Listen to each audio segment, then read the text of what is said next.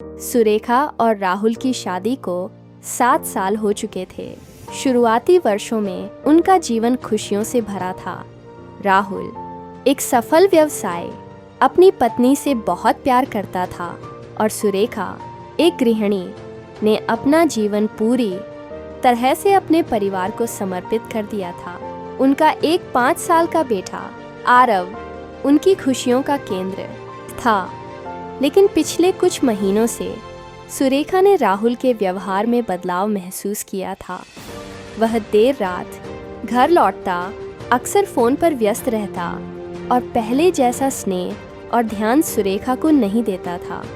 सुरेखा ने कई बार उससे बात करने की कोशिश की, लेकिन राहुल हमेशा काम का बहाना बना देता था। एक दिन जब राहुल नहाने गया तो सुरेखा ने गलती से उसका फ़ोन उठा लिया। एक अनजान नंबर से लगातार मैसेज आ रहे थे। उत्सुकता और आशंका के बीच सुरेखा ने एक मैसेज खोला। वह पढ़कर सन्न रह गई। वह मैसेज किसी और महिला के थे, जिनमें प्यार भरी बातें और मुलाकातों का जिक्र था। सुरेखा का दिल टूट गया। उसे विश्वास नहीं हो रहा था कि राहुल उसे धोखा दे सकता है। उस रात जब राहुल घर लौटा तो सुरेखा ने उसे फ़ोन दिखाया। राहुल पहले तो घबराया, फिर उसने सब सच बता दिया। उसने स्वीकार किया कि उसका किसी और महिला के साथ अफेयर चल रहा था। सुरेखा के पैरों तले ज़मीन खिसक गई। उसकी दुनिया उजड़ गई थी। 7 साल का रिश्ता, प्यार और विश्वास, सब कुछ एक पल में चकनाचूर हो गया था। सुरेखा टूट चुकी थी। वह कई दिनों तक कमरे में बंद रही, न किसी से बात की और न ही कुछ खाया। आरव अपनी माँ की ऐसी हालत देखकर डर गया था। राहुल ने कई बार उससे माफ़ी मांगने की कोशिश की, लेकिन सुरेखा उससे बात भी नहीं करना चाहती थी। इस मुश्किल समय में सुरेखा का सहारा बने उसके देवर विक्रम राहुल का छोटा भाई था। वह एक शांत और समझदार लड़का था। जब उसे भाभी की हालत के बारे में पता चला तो वह तुरंत उनसे मिलने आया। विक्रम ने सुरेखा से ज़बरदस्ती बात करने की कोशिश नहीं की। वह बस उनके पास बैठा रहा, कभी चुपचाप, कभी आरव से बातें करता। धीरे धीरे सुरेखा को विक्रम की उपस्थिति में थोड़ी शांति महसूस होने लगी। एक दिन विक्रम ने सुरेखा के लिए उनकी पसंदीदा चाय बनाई और उन्हें पीने के लिए कहा। सुरेखा ने इनकार नहीं किया। चाय पीते हुए विक्रम ने धीरे से कहा, भाभी, मैं जानता हूँ कि आप पर क्या बीत रही है। यह बहुत मुश्किल समय है, लेकिन आपको खुद को इस तरह तकलीफ देने का कोई हक नहीं है। आरव को देखो, उसे आपकी ज़रूरत है। सुरेखा ने आरव की ओर देखा, जो दरवाजे पर उदास खड़ा था।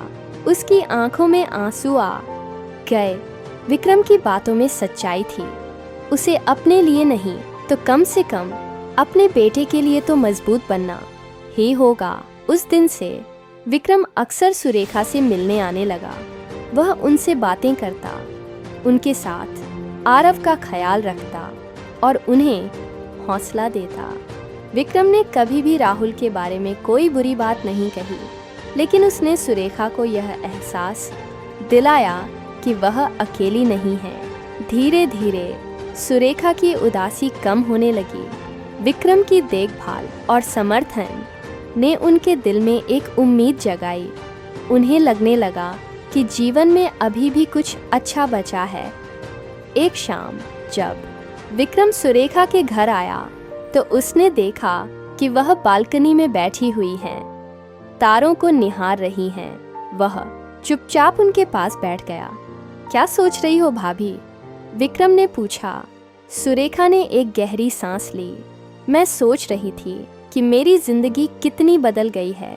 कभी मैंने सोचा भी नहीं था कि ऐसा कुछ होगा। वक्त सब कुछ ठीक कर देता है भाभी।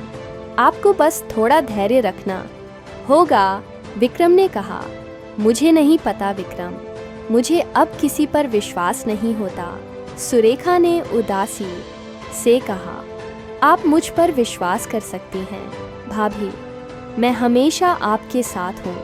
विक्रम ने दृढ़ता से कहा। सुरेखा ने विक्रम की ओर देखा। उसकी आंखों में एक अलग तरह की चमक थी। विक्रम की ईमानदारी और चिंता उनके दिल को छू गई थी। दिन बीतते गए। विक्रम का सुरेखा के घर आना जाना लगा रहा।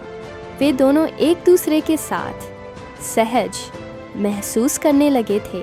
विक्रम सुरेखा के साथ उनकी पसंद की फिल्में देखता, उन्हें पार्क में घुमाने ले जाता और आरव के साथ खेलता। इन सब गतिविधियों से सुरेखा को अपनी तकलीफ भुलाने में मदद मिलती थी। राहुल ने कई बार सुरेखा से सुलह करने की कोशिश की, लेकिन सुरेखा ने हर बार इनकार कर दिया। उसके मन में राहुल के लिए अब कोई प्यार या सम्मान नहीं बचा था। उसने फैसला कर लिया था कि वह इस रिश्ते को और नहीं निभा सकती।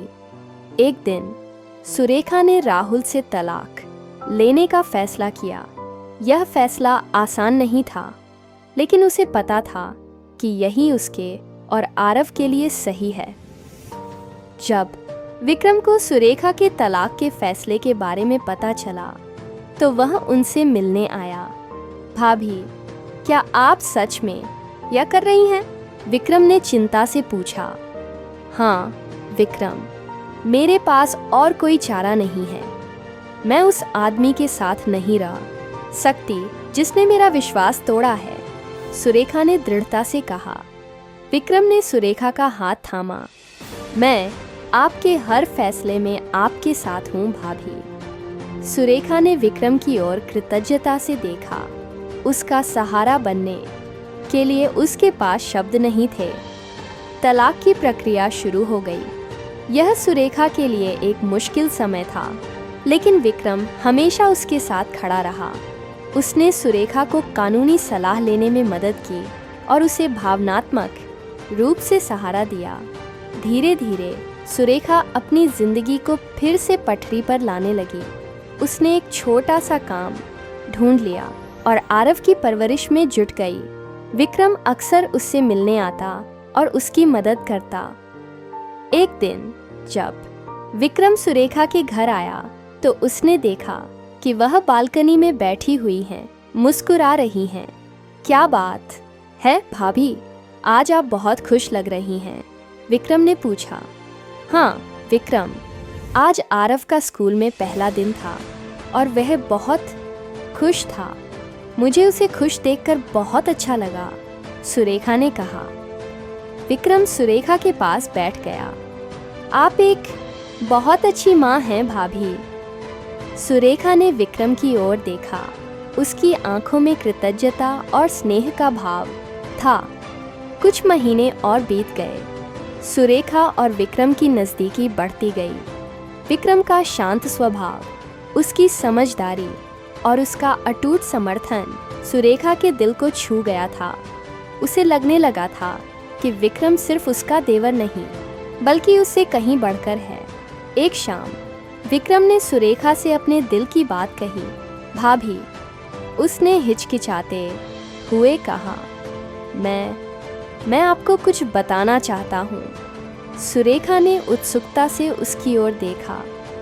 जब से मैंने आपको इस मुश्किल दौर से गुजरते हुए देखा है, तब से मेरे मन में आपके लिए एक अलग तरह का एहसास पैदा हो गया है। मैं जानता हूँ कि यह कहना शायद सही नहीं है, लेकिन मैं आपको पसंद करने लगा हूँ। सुरेखा सुनकर हैरान रह गई। उसने कभी इस बारे में सोचा भी नहीं था।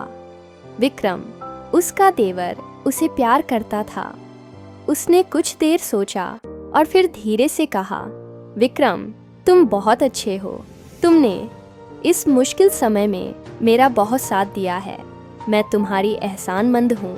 मैं सिर्फ यह चाहता हूँ कि आप खुश रहें भाभी, विक्रम ने कहा।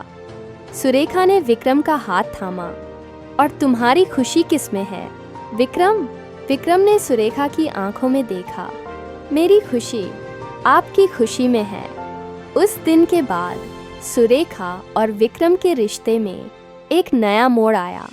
वे दोनों एक दूसरे के साथ अधिक समय बिताने लगे, उनके बीच एक गहरा भावनात्मक जुड़ाव महसूस होने लगा था। हालांकि उनके रिश्ते में कई चुनौतियां थीं। समाज क्या कहेगा, परिवार वाले क्या सोचेंगे, ये सवाल उनके मन में अक्सर उठते थे। लेकिन उनके बीच का प्यार और एक दूसरे के लिए उनका समर्थन इतना मजबूत था कि वे हर मुश्किल का सामना करने के लिए तैयार थे। एक दिन सुरेखा ने विक्रम से पूछा, क्या तुम्हें नहीं लगता कि यह सब गलत है? विक्रम, मैं तुम्हारी भाभी हूँ। विक्रम ने सुरेखा का हाथ पकड़ा। रिश्ते सिर्फ नाम के नहीं होते भाभी, रिश्ते दिल से बनते हैं और मेरा दिल आपके साथ है। सुरेखा की आंखों में आंसू आ गए। उसे एहसास हुआ कि विक्रम सही कह रहा है। उनके बीच जो रिश्ता बन रहा था वह किसी भी सामाजिक बंधन से कहीं ज्यादा गहरा था। धीरे धीरे सुरेखा और विक्रम ने अपने रिश्ते को आगे बढ़ाने का फैसला किया। यह आसान नहीं था, लेकिन उनके मन में एक दूसरे के लिए सच्चा प्यार था। उन्होंने आरव को भी इस बारे में बताया और आरव ने भी उन्हें स्वीकार कर लिया।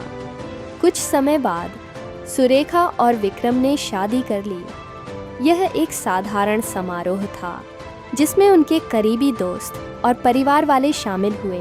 सुरेखा को एक बार फिर से खुशी मिली थी। उसे एक ऐसा साथी मिला था जिसने न केवल उसका सहारा बना बल्कि उसे सच्चा प्यार भी दिया। राहुल की बेवफाई ने सुरेखा को गहरा दुख दिया था, लेकिन उस मुश्किल समय में विक्रम का साथ उसे एक नई राह दिखा गया। देवर बनकर आया विक्रम उसके जीवन का सहारा बन गया।